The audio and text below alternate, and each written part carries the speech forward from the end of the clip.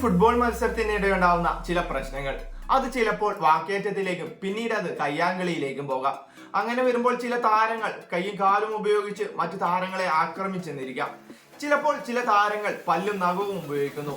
അങ്ങനെ പല്ല് ഉപയോഗിക്കുന്നതിൽ ഏറ്റവും കുപ്രസിദ്ധനായ ഒരു താരമുണ്ട്, ഉറുഗ്വേയുടെ സൂപ്പർ സ്ട്രൈക്കറായ ലൂയിസ് സുവാരസ്. സുവാരസിന്റെ കടിപ്രയോഗം വീണ്ടും ചർച്ചയാവുകയാണ്. 2025 ഏപ്രിൽ 10 നടന്ന കോൺകാഫ് ചാമ്പ്യൻസ് കപ്പ് ക്വാർട്ടർ ഫൈനലിൽ സുവാരസിന്റെ കടിപ്രയോഗം വീണ്ടും കണ്ടത്. ഇത്തവണ സാധാരണ ജോഡി ആൽബയ്ക്കാണ് കടി കിട്ടിയത്. സുവാരസിന് കടുത്ത ടാക്കിളിന് ലോസ് ഏഞ്ചൽസ് താരം നടത്തിയതിനെ തുടർന്നാണ് ഇരു ടീമും അവിടെ പ്രശ്നത്തിലേർപ്പെടുന്നു.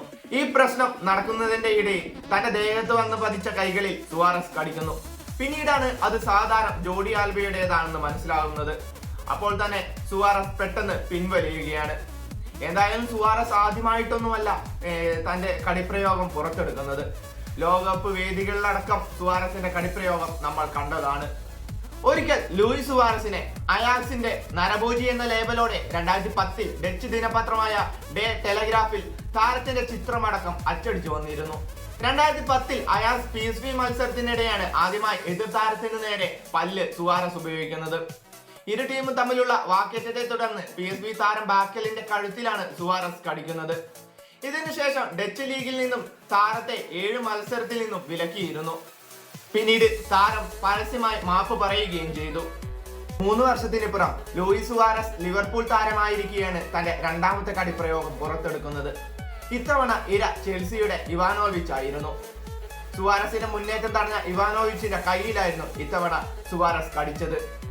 അന്നത്തെ ബ്രിട്ടീഷ് പ്രധാനമന്ത്രിയായിരുന്ന ഡേവിഡ് കാമറൂൺ ഇംഗ്ലീഷ് ഫുട്ബോൾ അസോസിയേഷനെ നേരിട്ട് വിളിച്ച് നടപടിയെടുക്കാൻ ആവശ്യപ്പെട്ടതിനെ തുടർന്ന് 10 മത്സരങ്ങളിൽ സുവാരസിനെ വിലക്കേർപ്പെടുത്തിയിരുന്നു. 1 വർഷത്തിനിപ്പുറം വീണ്ടും സുവാരസിന്റെ പല്ല് വില്ലനായി.